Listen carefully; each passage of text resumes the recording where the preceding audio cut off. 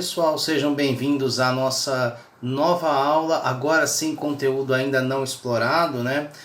Segundo a nossa programação original, eu iria começar falando de correção e coerência, mas eu inverti, dei preferência a falar sobre as figuras de linguagem, porque eu considero que neste momento talvez seja um conteúdo mais interessante para a gente trabalhar, saindo ali das questões que nós abordamos no trecho relativo à variação linguística, né? Porque agora a gente pode trabalhar, por exemplo, com as possibilidades de expressão da linguagem, né? Porque o que é uma figura de linguagem? As figuras de linguagem são justamente formas de se expressar na nossa língua de maneiras diversas daquelas que nós usamos no cotidiano. Então, quando eu viro para vocês e falo, espero que estejam todos bem, todos em casa, descansados, tranquilos, para nós começarmos, estou usando a linguagem comum, corriqueira. Agora, quando eu viro e falo, ei pessoal, caiu da cama para ver essa aula, eu não quero dizer que eu falei literalmente que você caiu mesmo da cama, que você realmente ouviu a minha bela voz vindo pelas profundezas, né, dos seus fones de ouvido e caiu, estatelou-se no chão e se machucou. Não é isso, não tem nada a ver. O que eu estou falando aqui é que você acordou muito cedo. A expressão caiu da cama é uma metáfora usada comumente para indicar alguém que acordou muito cedo. Isso é um exemplo de uma figura de linguagem e isso já introduz o primeiro conceito que nós temos que trabalhar nessa aula, que é a noção de que a nossa língua tem sempre um sentido literal, que é utilizado em muitos casos, tem muita relação com aquilo que nós encontramos nos dicionários, tá? E nós temos também o sentido que nós chamamos de figurado. Ou, utilizando outras terminologias comuns nos estudos da linguagem, nós temos os chamados sentidos denotativo e conotativo. O que é o sentido denotativo? É o sentido das palavras como elas são usadas nos dicionários, como nós encontramos, né? Quando você abre o dicionário e vai lá no número 1, né? Qual que é o primeiro sentido que você encontra no dicionário?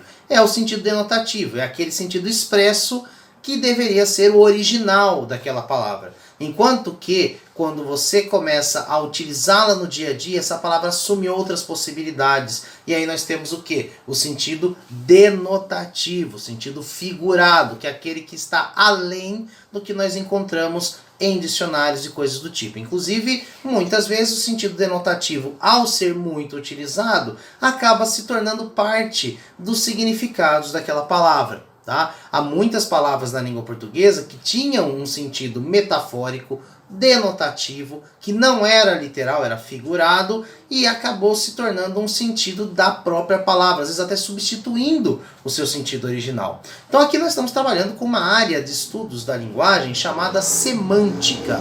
O que é a semântica? É a área da gramática, dos estudos de linguagem, que diz respeito ao estudo do sentido dos textos e das palavras. E ao lidar com semântica, nós temos que entender que existe um ambiente de comunicação que altera o sentido das palavras e dos termos que nós utilizamos de acordo com a nossa necessidade, de acordo com aquilo que nós queremos expressar, de acordo com aquilo que queremos passar. E um dos recursos expressivos mais importantes é justamente o uso de figuras de linguagem. Então, o que são figuras de linguagem?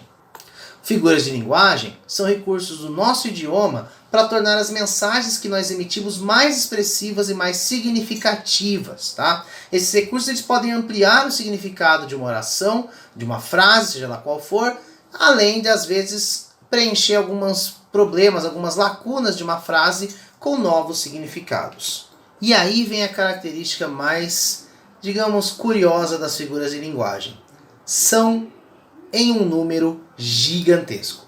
Há diversas figuras de linguagem, tanto que eu não vou lidar com todas aqui. Vocês podem encontrar, seja na internet, seja em outros lugares, listas enormes, infinitas, com 20, 30 ou mais figuras de linguagem da língua portuguesa. Mas aqui eu vou lidar com aquelas que são mais comuns, mais úteis para a nossa comunicação cotidiana, para a interpretação de textos, para a compreensão de textos literários e como ferramentas artísticas criativas, tá? Aquelas que fazem parte do nosso cotidiano. Então eu fiz uma seleção aqui de algumas figuras de linguagem importantes e é o que eu vou passar para vocês agora. Mas lembrem-se, não, por favor, figuras de linguagem são todas elementos básicos, comuns do uso da língua. Não são coisas extraordinárias fora do comum. Elas talvez tenham nomes que chamem a atenção, que sejam nomes que você olha e pensa, nossa, eu nunca vou conseguir decorar. Você não tem que decorar nome de figura de linguagem. Você não tem que saber de cor a diferença entre uma prosopopeia e um zeugma. Tá? Isso é uma coisa que não é necessária. Você tem que entender o que a figura de linguagem tenta transmitir. Qual é o seu objetivo? Entender que existe uma figura de linguagem que serve para indicar a personificação, ou seja, que serve para indicar que aquele ser inanimado tem características de um ser animado, como se fosse uma pessoa. É para isso que servem as figuras de linguagem. Você tem que ter noção do dispositivo, da ferramenta figura de linguagem, e não ficar preocupado com decorar nomes. É claro, como eu sempre digo, se você tiver uma noção clara desses nomes, conhecê-los, lembrar, você vai ter menos dor de cabeça. Por quê? Porque você vai ter um conteúdo maior, tá? Mas não é necessário decorar os nomes das figuras de linguagem. O importante é entender o que elas são e como elas funcionam. Algumas figuras de linguagem são úteis, desejáveis, importantes, interessantes para o uso em diversas situações. Outras figuras de linguagem podem até gerar problemas, tá? Podem ser consideradas desvios da linguagem, tá? A gente vai aqui abordar todas aquelas que são fundamentais, mais importantes para a nossa comunicação. A primeira e a mais comum e aquela que todo mundo conhece e usa o tempo todo e que foi o exemplo que eu dei no início do vídeo é a metáfora. Tá? O que é a metáfora? A metáfora ela ocorre quando é utilizada uma substituição de termos que possuem significados diferentes, tá? Ou seja, não é como quando você faz um sinônimo, tá? Em que você substitui uma palavra por outra que tem um sentido parecido. A metáfora ela é uma substituição de duas palavras que têm sentidos diferentes, atribuindo a eles o mesmo sentido, tá? Que é o caso desta frase aí, meu pensamento é um rio subterrâneo. Na frase que vocês estão vendo aí, a ideia de pensamento como um rio subterrâneo não tem nada em comum, mas nessa frase o autor está querendo dizer alguma coisa, passar algum tipo de conhecimento, um sentido, uma filosofia, uma sensação e etc. Então ele compara o pensamento a um rio subterrâneo. Por que será? Nós temos que aprender a interpretar. Uma das habilidades que nós temos que desenvolver quando nós trabalhamos com língua portuguesa, na comunicação em geral e no estudo de textos, especialmente os textos literários, é interpretar metáforas, tá? Por outro lado, a metonímia é o uso que nós fazemos da chamada parte pelo todo. O que eu quero dizer com isso? É quando o autor substitui uma palavra por outra que é próxima a ela, por sentido, por relação e etc. A gente faz isso muitas vezes para evitar que se repitam palavras num texto. Isso é um problema que a gente vai ver numa próxima aula, problema comum da coesão, né, que dá a dificuldade de unidade no texto. Quando você repete muito uma mesma palavra, o texto fica ruim, fica pobre. Para evitar repetições, por exemplo, você pode trocar uma palavra por um termo relacionado, tá? Como, por exemplo, quando nós dizemos ali a frase, os meus braços precisam dos teus. É um trecho de um poema do Vinícius de Moraes, e nós temos o quê? Os meus braços precisam dos teus. O que eu quero dizer? Não é? Os meus braços não ganharam vida e são independentes do meu corpo e vão atrás de arrancar os seus braços do seu corpo. Seria uma bobagem, tá? O que ele está dizendo aí é que eu quero você, ou seja, eu preciso de você. Mas em vez de eu dizer que eu preciso de você, eu troco a minha pessoa pelos meus braços. Então eu troco o corpo inteiro pela parte que é expressiva nessa situação, que causa um efeito expressivo. Mesma coisa quando eu digo a frase, eu adoro ler Maurício de Souza. Não quer dizer que eu fui na casa do Maurício de Souza, peguei o Maurício de Souza para mim e comecei a ler ele como se ele fosse um livro, a pessoa do Maurício de Souza. Não, quer dizer que eu adoro ler as obras do Maurício de Souza. Porém, o que eu faço nesse sentido? Eu tiro a expressão as obras de Maurício de Souza e deixo apenas o nome dele no lugar da expressão completa. Então, quando você substitui algo por uma parte daquela coisa ou por algo relacionado, você tem uma metonímia. A ironia é outra figura de linguagem extremamente comum, tá? É quando a gente utiliza de maneira proposital, ou seja, a gente faz de propósito, termos que manifestam um sentido oposto do seu significado. É quando eu olho para a sala fazendo bagunça e falo, bonito, hein, pessoal? O que eu quero dizer com isso? Que vocês são uma beleza? Que vocês são lindos? Estão perfumados? Deliciosos? Não, não quero dizer isso. Pelo amor, eu quero dizer que vocês estão fazendo bagunça, estão dando trabalho, estão fazendo algo que eu acho errado, tá? Isso é algo oposto à ideia da expressão bonito, hein? Por quê? Porque eu quero, na verdade, fazer uma crítica, mas eu uso de ironia para alcançar esse objetivo e causar um efeito mais forte em quem está ouvindo. É o caso da expressão era o que faltava para encerrar o meu dia maravilhosamente bem. É aquele dia que você acordou de manhã e a primeira coisa que você fez foi dar com o dedinho no pé da cama. Vou até fazer uma pausa dramática aqui para explicar o quão isso é terrível. Aí você começa a passar o dia, acontecem várias coisas e no fim do dia, quando você chega em casa achando que tem nada pior para acontecer, você bate o mesmo dedinho. E aí você expressa essa frase, era o que faltava para encerrar o meu dia maravilhosamente bem. Eu não estou dizendo que o dia é maravilhoso, estou dizendo na verdade o contrário, que o dia foi péssimo. Mas eu uso essa expressão como uma forma irônica de passar essa ideia. A ironia é muito utilizada na literatura. Antítese. O que é uma antítese? Veja a expressão anti. Anti quer dizer oposto. É aquele que é contra alguma coisa. A antítese é quando nós temos dois termos numa mesma frase, numa mesma oração, com sentidos contrários, tá? Então vejam a frase. O Renato estava dormindo acordado na aula.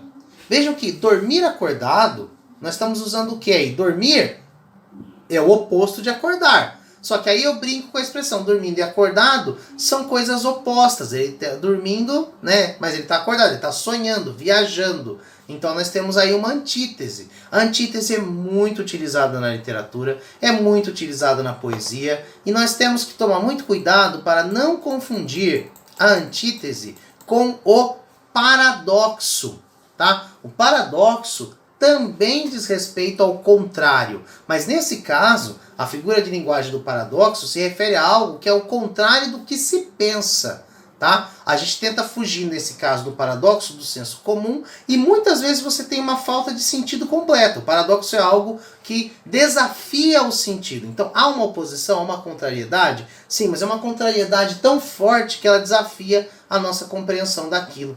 Então, é como quando eu digo a frase, ele não passa de um pobre homem rico.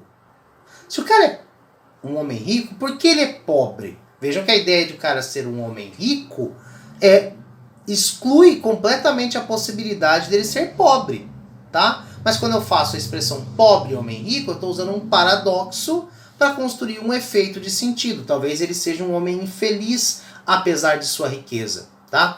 Existem vários tipos de paradoxo. O paradoxo não é só apenas uma figura de linguagem, ele também é uma figura utilizada na teoria filosófica, na matemática, tá? Há várias questões paradoxais que nos fariam ficar aqui dias refletindo sobre isso. A gente pode pensar, por exemplo, sobre o paradoxo do tempo, tá? Que é um paradoxo famoso, clássico da história, né? O tempo é a duração de qualquer coisa. O tempo começa? Quando o tempo começa? Se tudo é infinito, né? Se o tempo sempre existiu, como que a gente pode medir o tempo? O tempo não tem que ter um começo? Isso é um paradoxo, uma coisa que a gente fica pensando e não acha uma solução, tá? É uma reflexão paradoxal. A sinestesia é o jogo da mistura das sensações. Lembra quando a gente fala dos 5 sentidos? Olfato, tato, paladar, visão e audição? É como se você misturasse esses sentidos na hora de expressar alguma coisa. Ou seja, ao invés de você virar e falar eu senti, né? Eu senti a minha derrota, eu digo ela sentiu o sabor frio da derrota. Vejam aí, eu senti o sabor. Sabor é gosto, paladar. Mas é o sabor frio. Como que um sabor pode ser frio? Frio é um tipo de sentido ligado ao tato. A ideia é que nessa frase, a sensação do frio que a gente sente está relacionada ao paladar para causar esse efeito de que a derrota é uma coisa fria, uma coisa ruim, uma coisa pesada, tá? Então é muito comum o uso da sinestesia, obviamente, na poesia. A poesia brinca muito com essa ideia da mistura das sensações, tá? Do tato, do olfato e etc. Então isso que é sinestesia, é a mistura das sensações. A personificação também pode ser chamada de prosopopeia, é um nome um pouco mais complexo, mas é a mesma coisa, tá? Ocorre quando a gente atribui sentidos racionais a elementos irracionais. É como quando a gente pega e fala de algum ser, alguma entidade, algum conceito, como se fosse algo vivo. Mas na verdade não é. É o caso da frase "a natureza está chorando", tá? Chorar é um ato relacionado a seres como nós, os humanos, né, que sentem tristeza e expressam essa tristeza. A gente lacrimeja, a gente soluça e etc.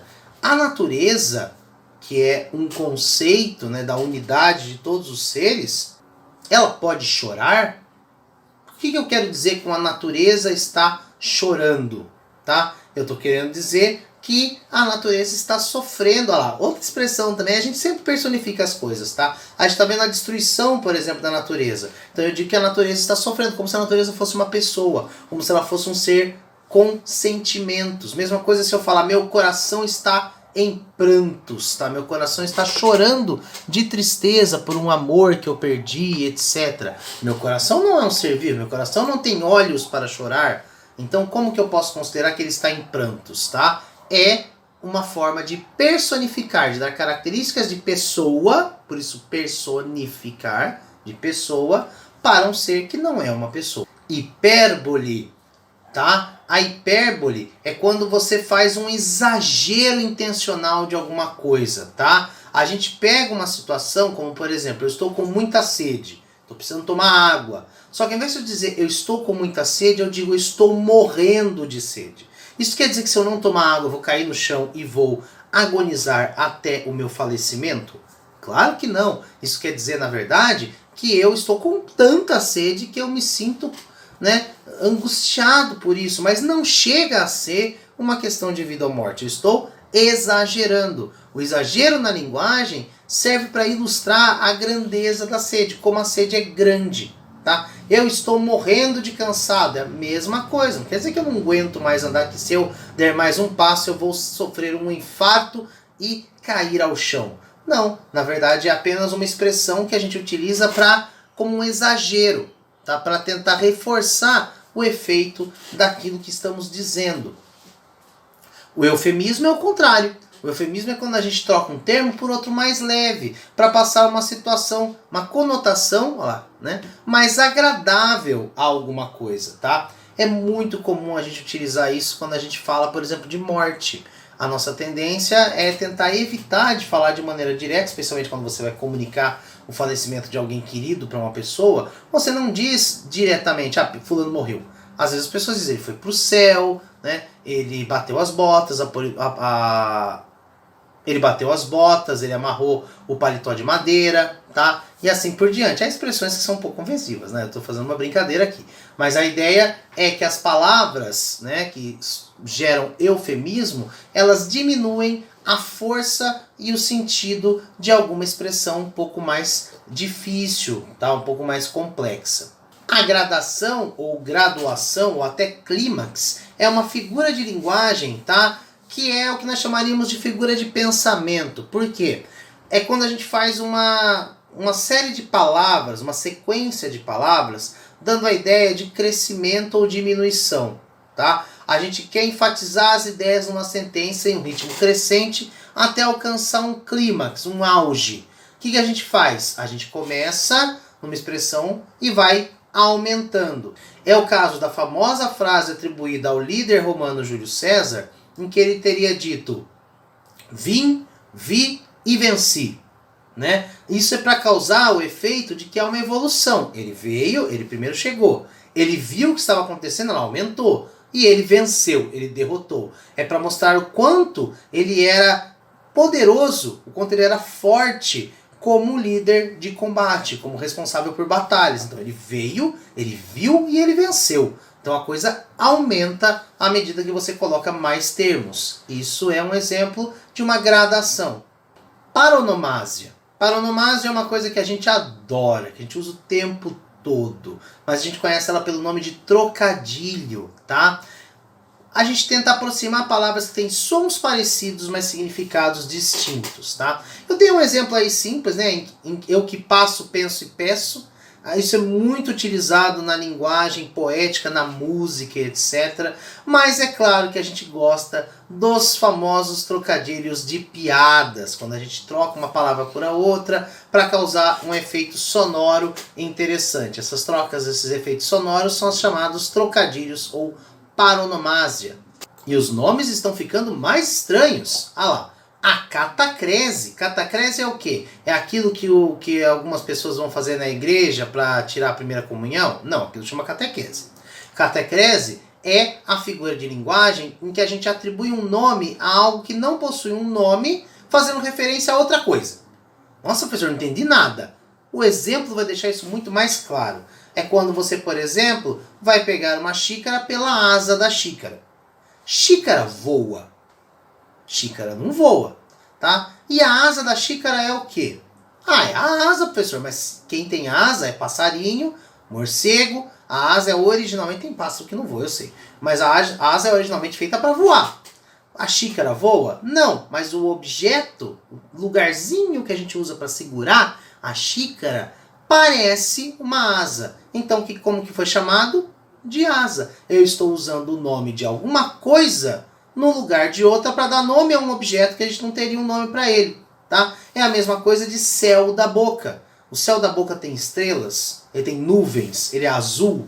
Não, ele é o alto da boca, mas ao invés de falar alto, a gente usa céu da boca, a menina dos olhos. E assim por diante, há várias expressões que trazem essa ideia de pegar um nome de alguma outra coisa para servir de referência para a construção de um nome de objeto, seja ele qual for, tá? Isso é o que nós chamamos de catacrese. Há várias catacreses no nosso cotidiano. Os famosos pés, né? Pé de fruta, pé de mamão, pé de alface. Não é um pé de verdade. A gente substitui planta de alface por pé de alface, tá? A apóstrofe é uma figura de linguagem que ocorre quando alguma pessoa faz uso de uma invocação de algo ou alguém. Ou seja, quando eu chamo algum ser, é quando eu estou assustado, por exemplo, eu digo, meu Deus, que susto! Esse meu Deus é uma apóstrofe, eu estou clamando por alguma coisa. Não confundam apóstrofe com apóstrofo. É muito parecido, só muda uma letra que é a última, mas o apóstrofo é o que eu brinco ser a vírgula voadora. É quando você tem expressões como caixa d'água, tá? O d'água tem ali uma vírgulazinha em cima do D para indicar que aquilo sofreu contração, ou seja, ao invés de escrever caixa de água, o E sumiu e a vírgulazinha lá em cima apareceu no lugar dele. Aquela vírgulazinha é o apóstrofo, não é a apóstrofe, tá?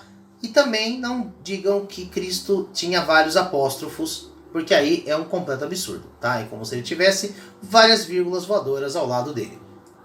Pleonasmo. Pleonasmo é uma figura de linguagem, gente, que na verdade entra na categoria daquelas indesejáveis, que a gente tem que evitar, tá? Pleonasmo é a repetição de palavras que têm o mesmo significado em uma mesma oração.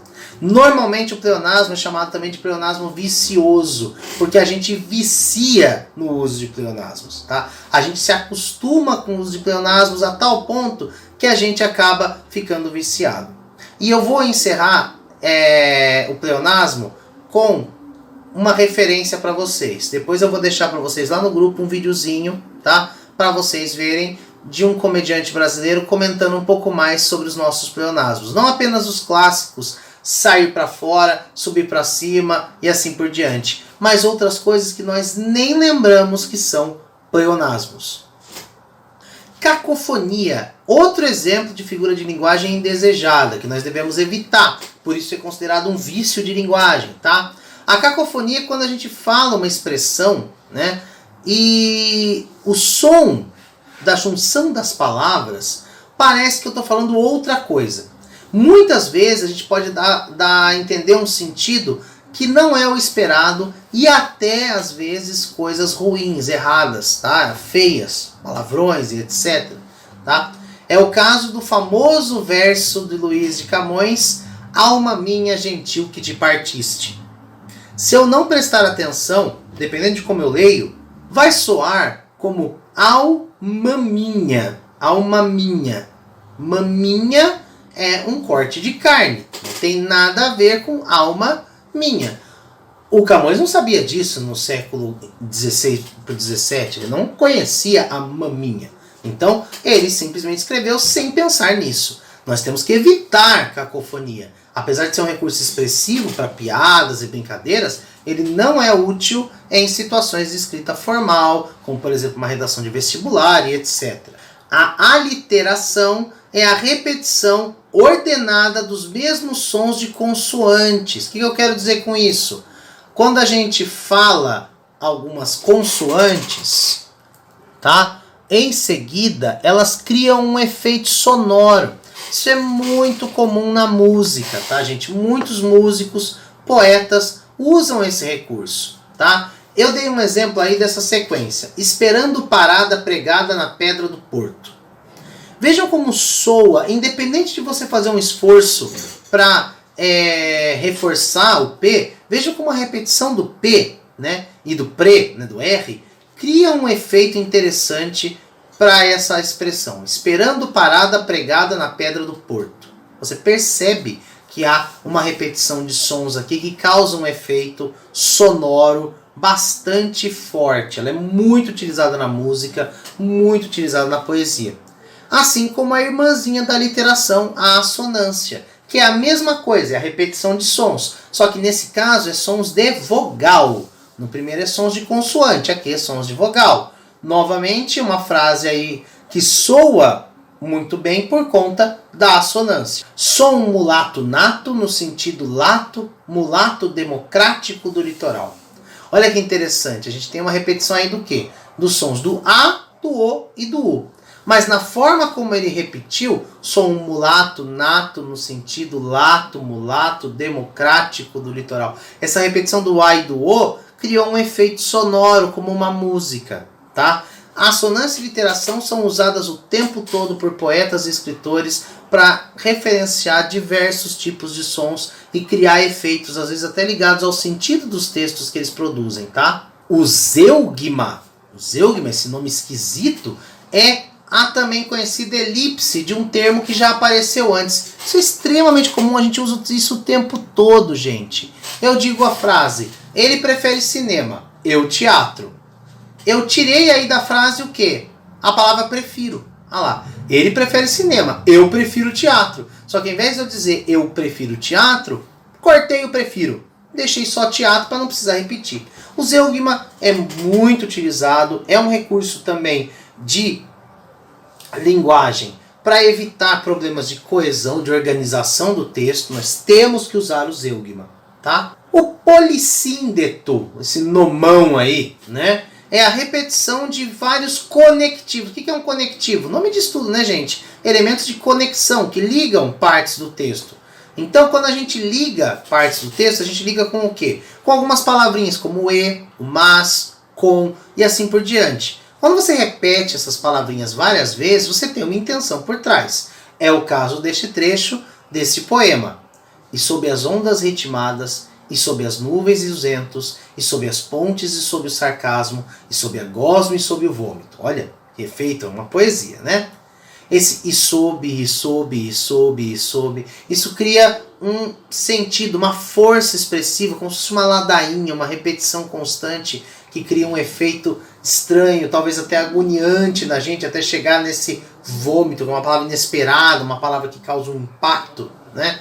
Então a repetição desse e sob, e sob, e sob é o que nós chamamos de polissíndeto, tá? Além do polissíndeto, nós temos um outro tipo de repetição, que é a anáfora. A anáfora é a repetição de uma mesma palavra no início dos versos e das frases. Ah, professor, mas não é a mesma coisa? Bom, o polissíndeto, ele pode ser uma anáfora, mas nem toda anáfora é um polissíndeto. Por quê? Porque o polissíndeto diz respeito apenas à repetição de elementos conectivos, ou seja, daqueles que juntam coisas. Já a anáfora é a repetição de uma mesma palavra, mas não necessariamente essas que servem para juntar. É o caso do famoso poema de Luís de Camões: amor é fogo que arde sem se ver, é ferida que dói e não se sente, é um contentamento descontente, é dor que desatina sem doer. Vejam que a repetição aí do tem esse efeito de anáfora, tá? E esse efeito de repetição de uma mesma palavra. Mas o é o verbo ser, ele não é um conectivo, ele não é como o que serve para juntar coisas. O é um verbo que tem uma outra função, então nós temos que tomar cuidado, tá? Os polissíndetos são anáforas, mas as anáforas nem sempre são polissíndetos. E para terminar, o anacoluto. O que é o anacoluto? O anacoluto é uma figura de linguagem que pode soar estranho para alguns, mas a gente faz isso muito, especialmente na fala, tá? É quando a gente deixa um termo completamente solto na frase, tá? E normalmente isso ocorre porque a gente inicia uma construção qualquer e depois a gente muda. Então eu começo a frase assim: a vida, não sei se realmente ela vale alguma coisa. Vejam, a vida, cadê o resto? A vida não vale nada. Não, o cara cortou. A vida, não sei se ela, a vida, vale alguma coisa. Olha lá, você quebrou a frase, tá? Os meus amigos, eu acho que eu vou encontrar com eles hoje. Olha lá, os meus amigos, eu não completei essa frase. Eu quebrei com uma outra frase que diz respeito a essa palavra. O anacoluto é um pouco mais difícil de fazer, mas é bastante comum, tá? Se vocês prestarem atenção na fala de vocês no dia a dia, vocês vão encontrar vários exemplos de anacolutos no seu cotidiano. Bom, é isso, eu selecionei apenas algumas figuras, tá? Pra gente não ficar... A pessoa pode até virar e falar: nossa, isso é algumas? Sim, são algumas. Há várias outras que eu não comentei aqui, que podem aparecer em textos. Seria legal vocês darem uma olhada, procurarem mais informações sobre isso, tá? Para poder aprimorar as suas habilidades linguísticas e aprimorar o seu conhecimento sobre figuras de linguagem. Certo? Na próxima aula, aí sim, coesão e coerência, e depois nós vamos voltar para os gêneros literários e falar sobre crônicas, tá? Espero que todos tenham uma boa semana, descansem, fiquem bem e até a próxima.